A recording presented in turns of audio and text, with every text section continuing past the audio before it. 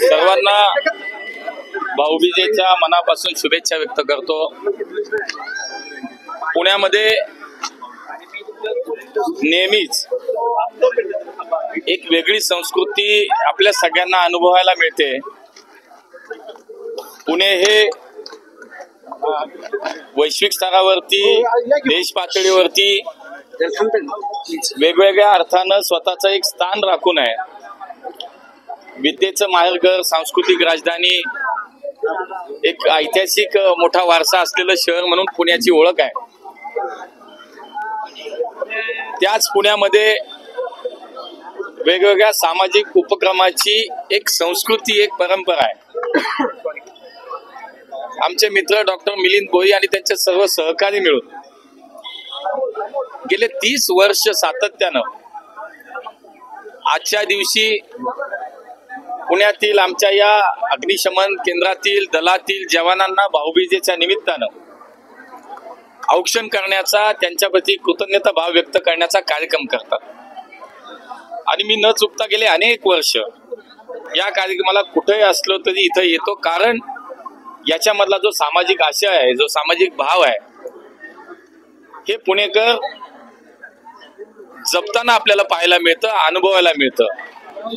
आणि म्हणून आपल्याही लक्षात येईल की या ठिकाणी अनेक वेगवेगळ्या प्रकारचे राजकीय पक्षाचे प्रतिनिधी दिसत आहेत, सामाजिक संघटनांचे प्रतिनिधी दिसत आहेत, वेगवेगळ्या शहरामध्ये काम करणारे NGOs आपल्याला दिसत आहेत।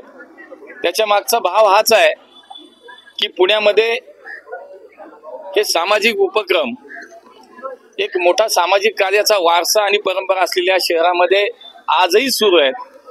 आणि म्हणून या जवानांच्या प्रती आपण आपले सण उत्सव साजरे करत असतो, परंतु हे जवान असतील, आमचे पोलीस असतील, महापालिकेचे आरोग्य कर्मचारी असतील, हे यांचं कर्तव्य बजावत असताना आपला सण हा सुरक्षित व्हावा, हा मंगलमय व्हावा, चांगला व्हावा यासाठी काम करतात। आणि त्यांच्या प्रतीच हा कृतज्ञता भाव व्यक्त करण्यासाठी आमचे मित्र डॉक्टर मिलिंद भोई आणि त्यांची टीम या कार्यक्रमाचे आयोजन करतात। वर्षभरात अनेक अशा वेगवेगळ्या प्रकारचे सामाजिक आशय असलेला, सामाजिक बांधिलकीच्या जाणीवेतून केलेला उपक्रम भोई प्रतिष्ठानच्या माध्यमातून होता। मी आता भाषणात मुद्दा तो उपस्थित केलं की टोकाची टीका करतात, टोकाची भूमिका म्हणतात, काय नेमकं तुमचं म्हणायचं? नाही, मी त्याच्यात तुम्ही व्यक्तिगत घेऊच नका। मी माझ्या शहराचं वैशिष्ट्य सांगितलं, माझ्या शहराची परंपरा सांगितली, शहराचं वैभव सांगितलं। शहरामध्ये आज आमच्या प्रत्येकाची ही जबाबदारी आहे की कुठल्याही पद्धतीने या शहराचं हे वैभव टिकवणं, या शहराची परंपरा कायम राखणं ही त्याच्या मागची भावना आहे। पुणे महापालिकेचा एक प्रश्न आहे, तुम्ही महापौर असताना निलेश नवलखा एक बिल्डर आहे, त्यांनी आता सोशल मीडियावर एक व्हिडिओ व्हायरल केलेला आहे की महापौर असताना तुम्ही त्यांचं काम बंद पाडलं। हे बघा, मी घेतली माहिती, विचार करा की ज्यावेळेला या शहराचा महापौर म्हणून मी तिथं काम करतो तेव्हा या शहरातले नागरिक अनेक वेगवेगळ्या प्रकारच्या समस्या घेऊन माझ्याकडे येतात। बानेर बालेवाडीतले काही शेतकरी माझ्याकडे त्यावेळेला आले होते। मला आठवलंय नाही 5 वर्षापूर्वी काय घडलं, मला ते काल व्हिडिओ पाहिला पण मी त्याची माहिती घेतली। आणि बानेर बालेवाडीतले बालवडकर नावाचे काही शेतकरी त्यावेळेला आले आणि त्यांनी सांगितलं की ही खोटी मोजणी करून या बिल्डरनी ही प्लॅन सँक्शन केलाय आणि त्याच्यामध्ये काहीतरी अनियमितता आहे, त्याच्यामध्ये काहीतरी चुकीचं झालंय। मी जेव्हा प्रशासनाकडनं माहिती घेतली तर त्याच्या अगोदरच प्रशासनाने त्याच्यावर स्टे दिला होता।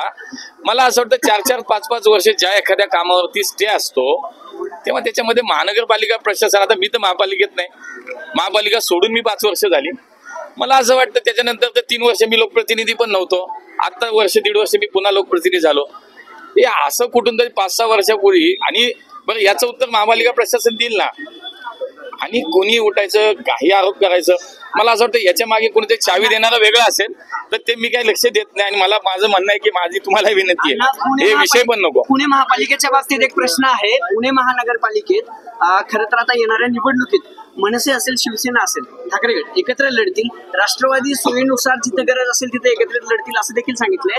काय कसं बघता हे आव्हान असेल? भाजप म्हणून तुमच्यावर देखील मोठी जबाबदारी असणार आहे, नाही बघा, फटका बसेल? नाही बघा, शेवटी आमची राज्य स्तरावरती आमची महायुती आहे, आम्ही अजितदादांची राष्ट्रवादी, शिंदे साहेबांची शिवसेना, आम्ही सगळे एकत्र आहोत। आमचे नेते जो आदेश देतील त्याच्यावरती निश्चितपणे आम्ही तोच आदेश आम्हाला सगळ्यांना पाळावं लागेल. त्यामुळे स्थानिक स्वराज्याच्या निवडणुका या आमचे नेते, महायुतीचे नेते एकत्रित बसून जे ठरवतील तो निर्णय आम्हाला मान्य असणार आहे. आमच्या राज्याच्या नेतृत्वानं आम्हाला मागच्या आठवड्यात बैठक झाली तेव्हा हेही समजलं, हेही त्यांनी सांगितलं की कदाचित काही ठिकाणी स्थानिक पातळीवरती याचे निर्णय घ्यावे लागतील.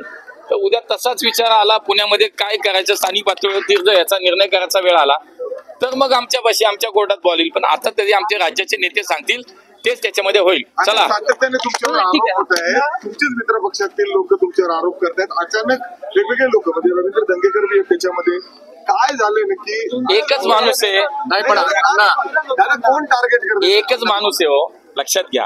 आणि त्याच्यावर मी बोलायचं सोडून दिलंय. तुम्ही मला परत मी माझं स्पष्टीकरण द्यायची दिलंय.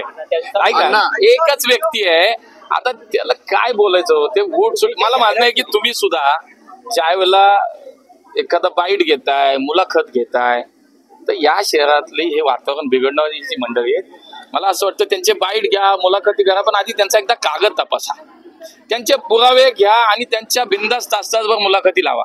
माझं म्हणणं हे बघा आधी.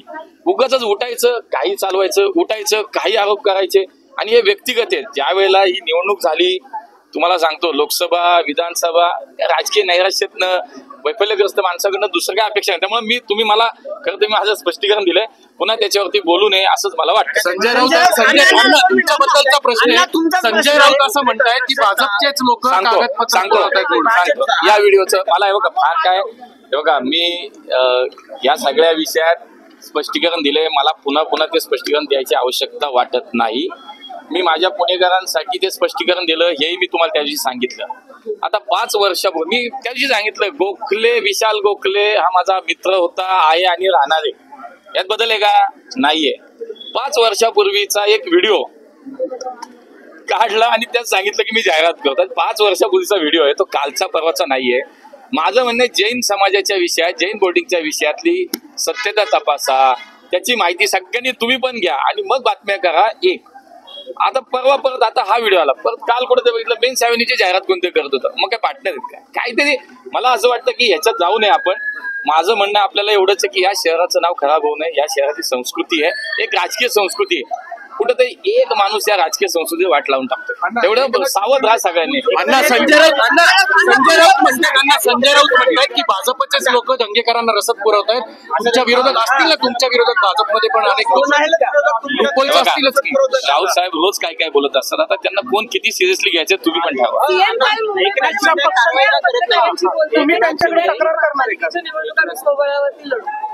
सीएम साहेबांनी आदेश दिल्यानंतर लढू. एकनाथ शिंदे का कारवाई करत नाही रवींद्र दंगेकर यांच्यावर? हा त्यांचा अंतर्गत विषय आहे.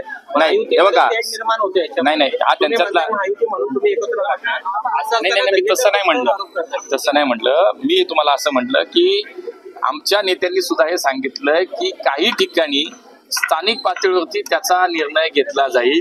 आज आमचे नेते जर म्हणत असतील, मान्य देवेंजींनी सांगितलं असेल सोबळाव लढायचं, तर आम्ही सोबळाव लढत तयार आहे ना, काहीच अडचण नाही. नाही मी त्याच्या मला तो त्यांचा अंतर्गत विषय ऐका ना, मला असं वाटतं की हा त्यांचा अंतर्गत विषय, त्याच्यावर कुणी कारवाई करावी न करावी, काय करावी. आता ज्यावेळी त्यांना हे कळेल की काहीच आधार नसलेला विषय सुरू आहे आणि काहीच त्याला बेस नाही, त्याला नाही पुरावा नाही, त्याला काय आधार नाही, कागद, तर शेवटी त्यांच्या नेतृत्वाला तो विचार करावा लागेल.